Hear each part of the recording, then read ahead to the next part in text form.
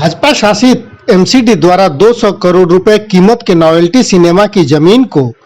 मात्र 34 करोड़ रुपए में बेचने का आरोप लगाते हुए आम आदमी पार्टी ने नॉवेल्टी सिनेमा के बाहर समेत दिल्ली के सभी 272 वार्डों में पदयात्रा कर विरोध प्रदर्शन किया।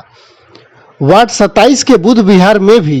रिठाला आप प्रवक्ता दीपक जैन के नेतृत्व में सैकड़ों कार्यकर्ताओं ने पूरी कॉलोनी में पदयात्रा किया तथा लोगों को उत्तरी नगर निगम के इस भ्रष्टाचार के बारे में बताया। वर्तमान इस प्रदर्शन का मामला है वो है कि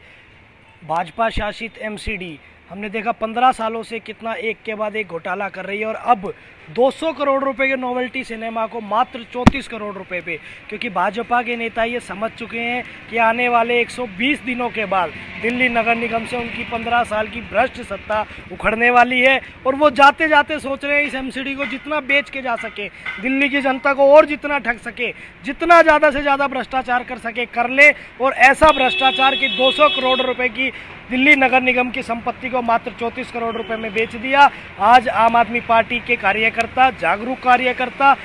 जनता के बीच जा रहे हैं और 272 के 272 वार्डों में जाकर स्थानीय जनता को बता रहे हैं कि किस प्रकार दिल्ली नगर निगम जाते जाते उनकी अपनी संपत्ति को बेच रही है। मैं कहता हूं हमारा माननीय सुप्रीम कोर्ट ने अगर कोई बात कही है तो उसका ये कतई मतलब नहीं है कि आप 200 करोड़ की चीज़ को 34 करोड़ में बेच दीजिए। उसकी एक प्रक्रिया अपनाई जा सकती थी, उसका एक टेंडर लगाया जा सकता था। क्या पता 200 करोड़ की संपत्ति के कोई 250 करोड़ भी देने आता, पर हम 200 करोड़ की संपत्ति को 34 करोड़ में मनमाने दाम पर अपने नेताओं को बेच दें, उनके रिश्तेदारों को बेच दें। सुप्रीम कोर्ट ने जो कहा उसके तहत मैं कहता हूं कि इस 200 करोड़ रुपए की संपत्ति को 210 करोड़ में बेचकर अगर